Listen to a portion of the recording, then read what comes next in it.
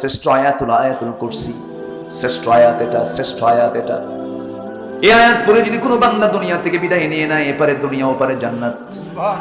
জোরে বলি সুবহানাল্লাহ। আমার নবীজি ফরজ নামাজের পরে এমন কোন ফরজ নামাজ নাই যে ফরজের পরে তিনি আয়াতুল কুরসি পড়েন নাই।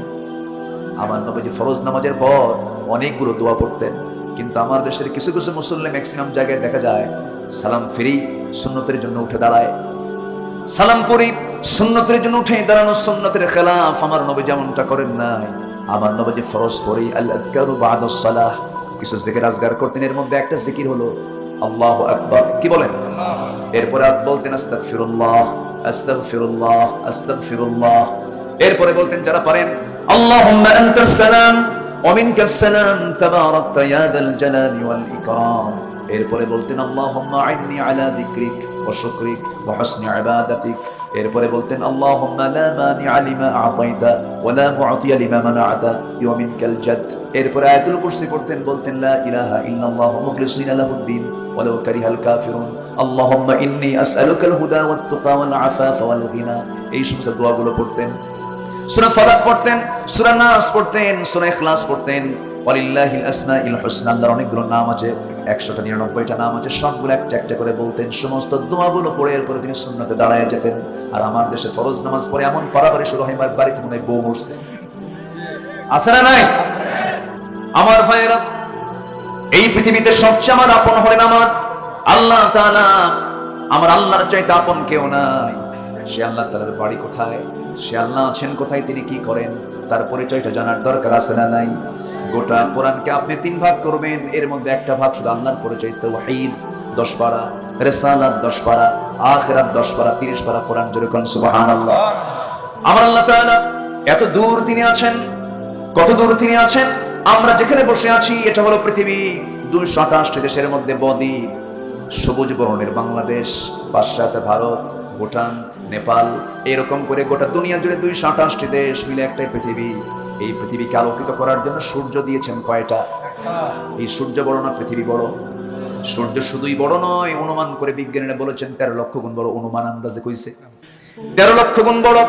এই সূর্য থেকে আবার বেটেল জুইস একটা তারকা আছে, যেই তারকা সূর্য থেকে একটা তারকা 33 কোটি গুণ বড়। একটা দুইটা তারকা এরকম নয়। আল্লাহ তাআলা আকাশের এই মহাশূন্যে Proxima Centauri, Alpha Centauri, Betelgeuse, আড্রা, এইরকম বিভিন্ন পদের তারকা একটা দুইটা নয়, মিলিয়ন বিলিয়ন তারকা নিয়ে তারকাগুলো সেট করেছেন। অসংখ্য গ্যালাক্সি আছে, এক একটা গ্যালাক্সির মধ্যে থেকে যায় 500 বিলিয়ন করে তারকা। যেরকম সুবহানাল্লাহ।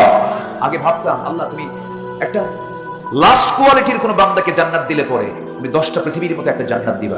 যেরকম সুবহানাল্লাহ।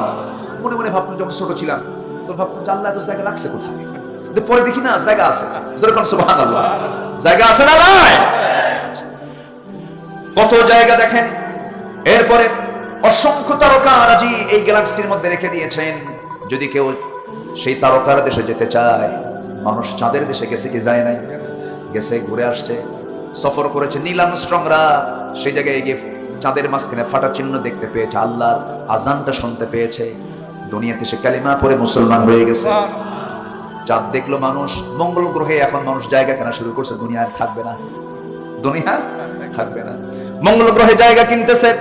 মঙ্গল গ্রহে মানুষ গেছে, চাঁদের দেশে মানুষ গেছে। মানুষ এখন যদি এরকম চিন্তা করে, চাঁদ দেখলাম, মঙ্গল গ্রহ দেখলাম, তারকার দেশ দেখতে যাবো, সূর্য তো দেখার সময়, সূর্য দেখতে গেলে জ্বলে পুরা শেষ, চাঁদ দেখে একটু তারকা দেখে আসি। পৃথিবীর সবচেয়ে নিকটবর্তী তারকার দেশ হলো প্রক্সিমা সেন্ট্রাই। প্রক্সিমা সেন্ট্রাই নামক সেই তারকার দেশে যদি কেউ যেতে চায়, বিমান দিয়ে যাওয়া যাবে না, হেলিকপ্টার দিয়ে যাওয়া যাবে না, নভোযানে চড়তে হবে। সেই নভোযান যেন তেন নভোযান হলে চলবে না, সেই নভোযান হতে হবে অ্যাপোলো 11।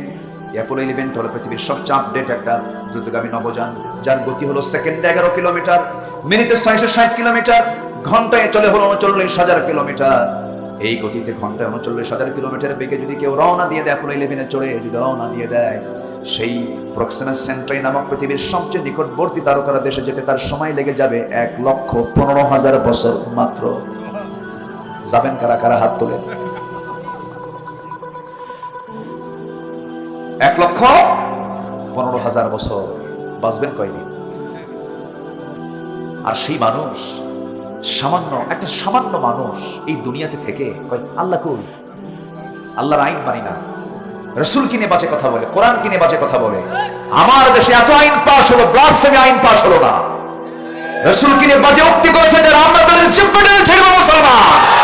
রাজি আছেন কারা কারা? হাত উঁচু করে দেখা।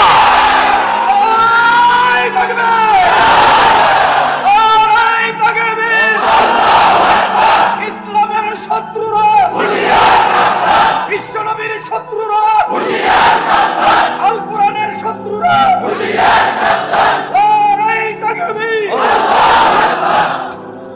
এই তাকবীর স্লোগান অনেকে সহ্য করতে পারে না।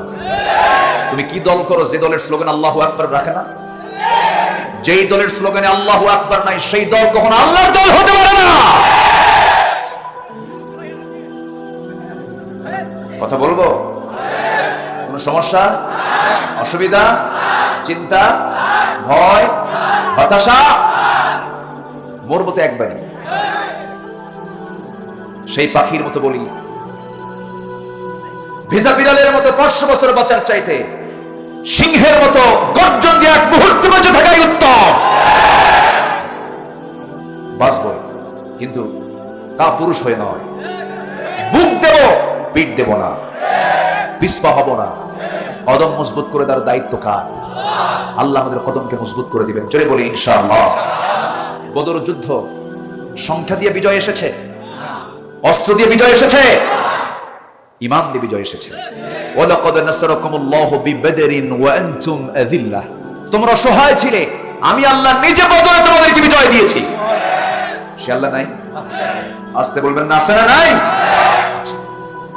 সামান্য দুনিয়া কয়েকদিনের একটু ক্ষমতা পায়া ধরাকে সরাজ্ঞান করো, কিচ্ছু না। তুমি ফেরাউনের চাইতে বড় কিছু হও নাই, তুমি নমরুদের চাইতে বড় কিছু হও নাই। নমরুদ কি করে নাই?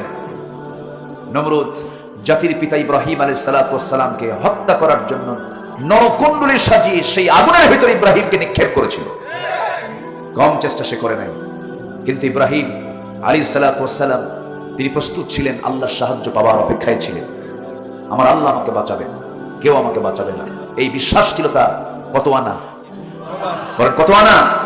আর আমরা চিন্তা করি আল্লাহ কি করবে, কত কি কথা বলছেন ভাই, দূর দূর করি। নামাজ পড়তে এসে তাড়াহুড়ো করা যাবে? আসতে তাড়াহুড়ো করা যাবে? মাহফিলে বসতে নিয়ে তাড়াহুড়ো করা যাবে? দিনের কোনো কাজে কোনো তাড়াহুড়ো করা যাবে? শর্টফট করা যাবে? বাজারে আপনি শর্টফট করেন, বাজারে আপনি দ্রুত ঢুকবেন, দ্রুত বের হয়ে আসবেন। বাজার আল্লাহর কাছে সবচেয়ে নিকৃষ্ট জায়গা হলো বাজার, আর উৎকৃষ্ট জায়গা হলো মসজিদ, আর উৎকৃষ্ট জায়গা হলো কোরআনের আলোচনা যেখানে হয়। সময়টা আমরা মসজিদ মাহফিলে বেশি না দিয়া, সময়টা বেশি দিয়ে আমরা কোথায়? বাজারে। যে বাজারে তাড়াতাড়ি গিয়ে তাড়াতাড়ি আসতে হয়, আর সেই বাজারে গিয়ে চার আড্ডায় বসে যায় ঘন্টার পরে ঘন্টা, কোনো ক্লান্তি নাই। সময় কখন বেশি দেই? যখন বিশ্বকাপ খেলা হয়, রাত 3টার দিকে তাহাজ্জুদের নিয়তে খেলা দেখে। আছে না নাই? আছে। জুমার খুতবা একটু খতিব যদি লম্বা সময় নেয়, শুধুমাত্র 1টা 25 মিনিট পার হলে কিছু সচেতন মুসল্লিকে, হুজুর সময়ের কি দাম নাই?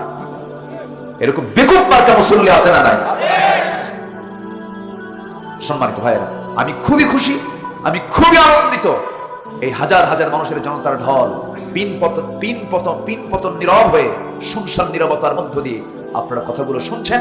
এই মাহফিল আল্লাহ তাআলা কবুল করুন। জোরে বলি আমিন। আমরা কি হারতে চাই না জিততে চাই? হারতে চাই না জিততে চাই?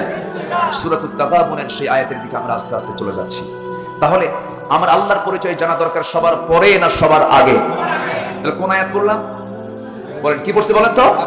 এখানে আল্লাহর পরিচয় আছে না নাই? আল্লাহর আরশ আজিম কোথায়? ডানে, বামে, পিছনে, নিচে না উপরে? কোথায় বলেন? কয় আসমান উপরে? 7 আসমান। সাবআ সামাওয়াত, 7 আকাশের মালিক কে? জোরে বলেন, তিনি কে? এই আকাশ তো খুব একটা বড় না, হ্যাঁ বলেন, এই আকাশ কি বড়? এরপরে যার একটা আকাশ আছে, ওটাও কি বড়? বলেন বলেন, এর চেয়ে কত বড়? এর চেয়েও বহু গুণে বড়, বহু গুণে বড়। সম্মানিত ভাইয়েরা, আমার আল্লাহ তাআলা কত উপরে আছেন। আর রহমানু আলাল আরশি ইস্তাওয়া।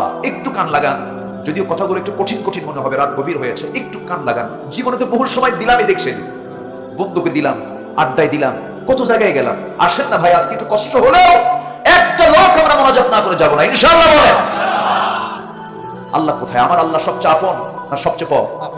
আমার সবচেয়ে আপন কে? আল্লাহ। বউয়ের জন্য কি মহব্বত আছে না কিছু, খুব ভালোবাসে। বউয়ের জন্য প্রয়োজনে বাপ মাও ছাড়ে, দেখেন আস্তে আস্তে করে, এই ছাড়ে না, ছাড়ে না। মাকে বলে, মা তুমি আমার বউয়ের সঙ্গে এরকম খারাপ ব্যবহার করো, দেখছেন মারে ধমকা। তোমার অস্তিত্ব দিয়েছে তোমার বউ না তোমার মা? কে দিয়েছে? মা। বউয়ের জন্য মাকে ধমকায়, এমন শিশু তো বাংলার জমিনে নাই। এরা কি শিশু?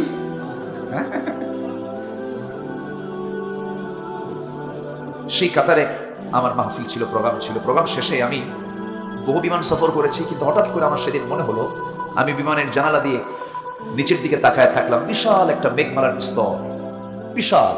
তো ভাবলাম যে এই মেঘমালাটা কেমনে আল্লাহ তাআলা ঝুলায় রেখেছেন, এর কি কোনো ওজন আছে? চিন্তা করলাম। পরে চিন্তা করে দেখি না, বিজ্ঞান বলছে এই মেঘমালার একটা ওজন আছে।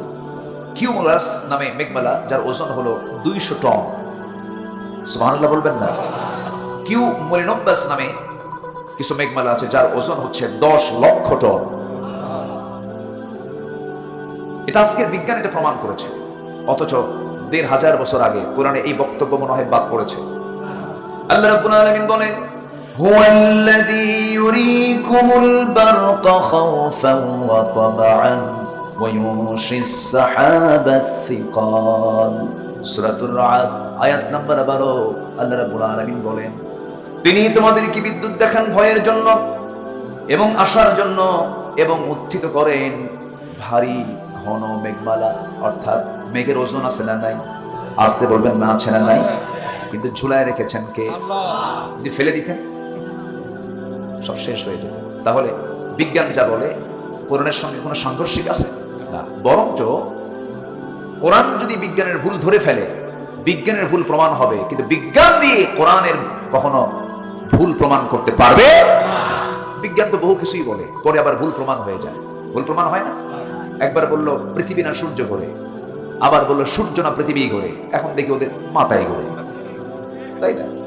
এই ঘোরা শেষ হবে না। মানুষের ব্রেন তো খুব কম। ওমা উতিতুম মিনাল ইলমি ইল্লা কালিলা, সামান্য খুব অল্প জ্ঞান তোমাকে দেওয়া হয়েছে। সামান্য জ্ঞানের বড়াই দেখছেন? একটু কোরআন হাদিসের জ্ঞান চর্চা করে বলে ও কোনো আলেম হলো।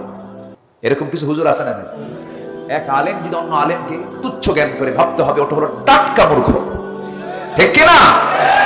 অহংকার বিভিন্ন হয়, জ্ঞানের অহংকার, চেহারার অহংকার, সম্পদের অহংকার, ক্ষমতার অহংকার। এই অহংকার আজকে কম না বেশি?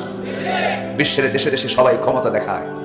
আমেরিকা বলে আমার কিন্তু অ্যাটম বোম আছে, রাশিয়া বলে আমার আরো বেশি আছে, আছে না? নাই?